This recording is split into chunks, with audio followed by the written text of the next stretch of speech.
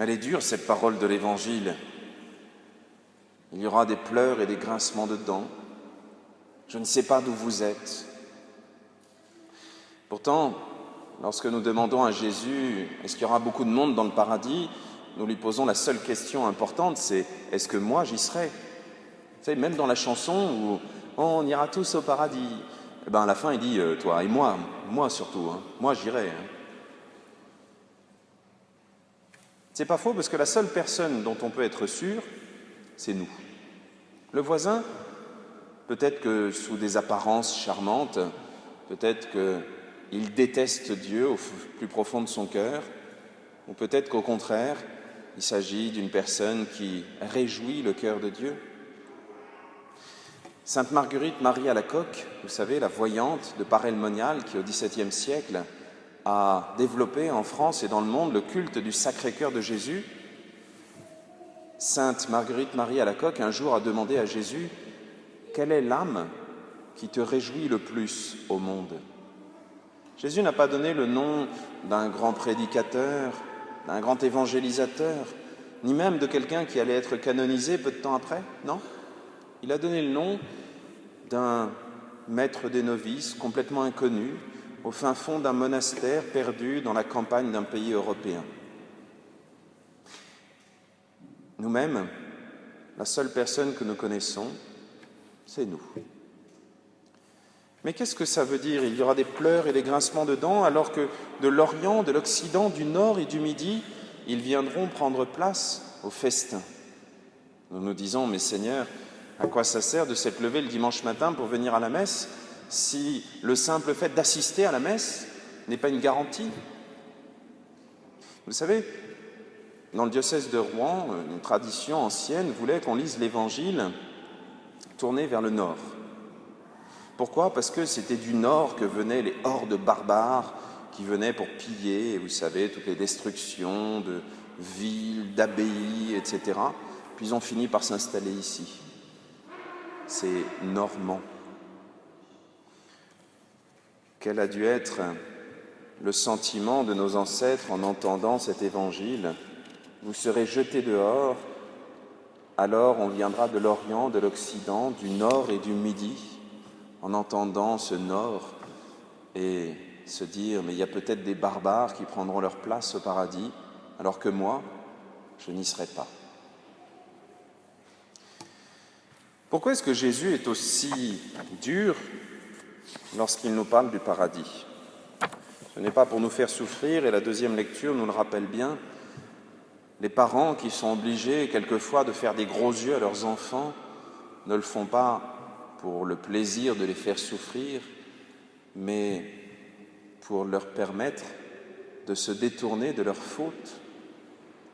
Et malheureusement, c'est un mauvais investissement que de ne pas le faire quand ils sont encore avec nous, parce que ça veut dire que souvent, ces enfants, plus tard, vont faire pleurer leurs parents.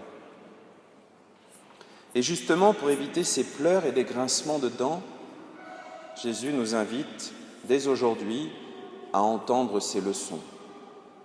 Et ces leçons ne sont pas faciles de notre côté. Elles ne sont pas faciles parce que c'est jamais facile de reconnaître qu'on a besoin de changer. C'est jamais facile non plus de changer de vie. Je peux vous parler d'expérience, j'ai fumé pendant des années et un jour j'ai arrêté pour montrer le bon exemple à mes paroissiens. C'était avant de devenir prêtre. Vous voyez, c'était il y a quelques années déjà. Il ne fallait pas me croiser à cette époque-là. J'avais un caractère de cochon et à ce qui paraît, c'est un peu resté. À ce qui paraît. Pourtant, aujourd'hui, même si ça a été un épisode difficile de ma vie, même si je le regrette tellement que je déconseille à quiconque de se mettre à fumer, je suis heureux d'être libre de cette dépendance. Même si sur le coup, cela était comme une petite mort. Et nous, c'est ce que nous devons essayer de faire comme chrétiens. Nous devons mourir au monde. Vous savez, tout ce qui nous attache aussi bien.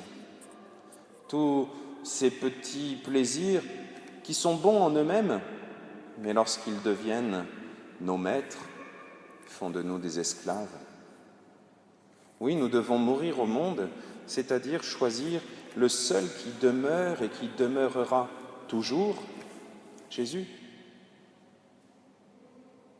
On est en plein Jeux olympiques.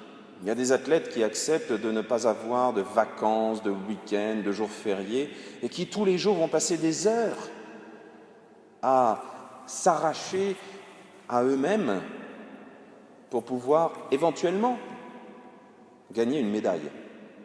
S'il n'y a pas 2 ou 3 autres types dans le monde qui ont été encore plus motivés pour s'arracher à leur médiocrité et pour passer devant. Nous savons qu'il y a assez de place sur le podium du paradis pour que nous ayons notre place. Mais, pour pouvoir la prendre, il faut oser aller jusqu'à Rio. Alors, ce n'est pas à Rio le paradis, ne vous inquiétez pas. Hein. Le paradis, c'est le cœur de Dieu, mais il faut oser sortir de soi-même pour aller jusqu'à lui, sortir de ces petits esclavages ou de ces grands. Et pour ça, le bon Dieu nous a donné des moyens qui ne sont pas trop difficiles. Ce n'est pas la peine de s'enfermer dans une espèce de clinique, de manger des pastilles à la nicotine pendant des mois, d'embêter son entourage. Non, c'est encore plus simple. Il suffit d'aller trouver un prêtre et de lui dire « Je veux me retourner vers Dieu. Je veux lui dire à quel point je l'aime. Je sais que lui aussi m'aime. » Regardez les enfants là-bas, ils ont trouvé la porte du confessionnal. Si les enfants en sont capables, nous-mêmes, nous en sommes capables. Il faut tirer fort pour l'ouvrir. Voilà. La première étape, c'est ça. Mais ça ne suffit pas. Une fois libre, il faut savoir utiliser cette liberté. Et cette liberté, c'est celle de se tourner vers Dieu.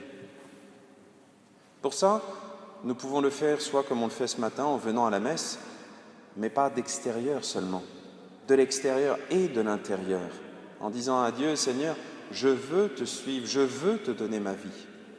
Et ça passe aussi par nos voisins, par notre prochain, ceux qui nous énervent, ceux qu'on n'a pas choisis, ceux qui sont... Bref. Mais justement, c'est cela que Dieu nous donne comme frères, comme sœurs. Si vous y pensez, dans une famille, vous avez des tas de choses qui, sur le papier, ne peuvent pas marcher. Un homme et une femme tellement différents qu'on se dit qu'ils ne seront jamais capables de se comprendre, tellement ancrés dans le temps et dans le changement qu'on se dit que ça ne sera jamais possible qu'ils arrivent à se supporter toute une vie. Des enfants qu'ils n'ont pas choisis, il n'y a pas de catalogue pour avoir des enfants, des frères, des sœurs qu'on n'a pas choisis. Et pourtant, nos familles sont l'endroit par excellence où on apprend à aimer.